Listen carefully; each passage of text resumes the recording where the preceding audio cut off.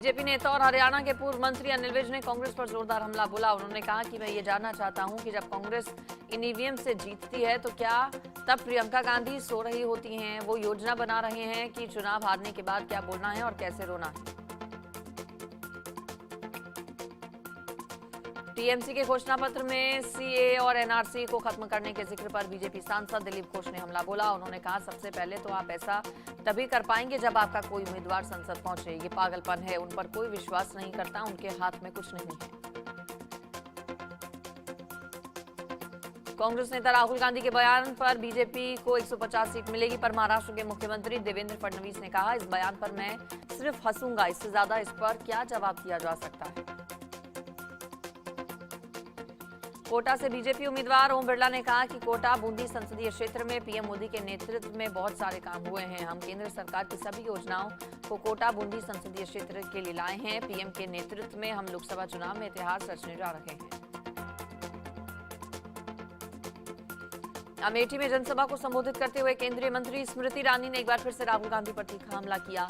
स्मृति ने कहा, 26 तारीख के बाद राहुल गांधी यहां आएंगे। उन्होंने अपने भाषण में कहा कि वायनाड ही उनका परिवार है। हिंदी में कहावत है, लोग रंग बदलते हैं, लेकिन हमने परिवार बदलते पहली बार देखा है। जम्मू कश्मीर में पीडीपी प्रमुख महबूबा मुफ्ती ने जम्मू कश्मीर को लेकर चिंता जाहिर की।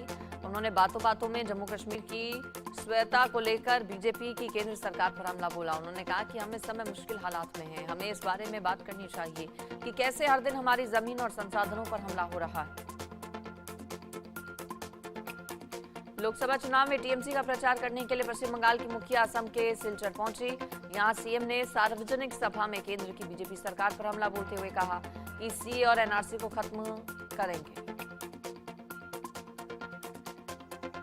बिहार के सीएम नीतीश कुमार पर पूर्व डिप्टी सीएम तेजस्वी यादव ने तीखा हमला बोला। उन्होंने कहा कि इतिहास में हमने पहली बार देखा है कि चुनाव के समय सीएम घर पर बैठे हैं। अब वो घर में रहें या उन्हें घर पर बैठा दिया गया है, ये सवाल उठता है। केरल में राजनाथ सिंह ने कहा, पंडित जवाहरलाल नेहरू, इंदिरा गांधी और राजीव गांधी ने गरीबी को खत्म करने की बात की थी, लेकिन कोई भी गरीबी को समाप्त नहीं कर पाया। पीएम मोदी ने 10 साल के भीतर 25 करोड़ लोगों को गरीबी रेखा से बाहर लेकर आया गया। बिहार के पूर्व सीएम और आरजेडी प्रमुख लालू प्रसाद यादव ने सारण में अपनी बेटी रोहिणी आचार्य को उम्मीदवार बनाया। इसे लेकर उन्होंने कहा कि ये मैंने सारण की जनता के कहने पर किया।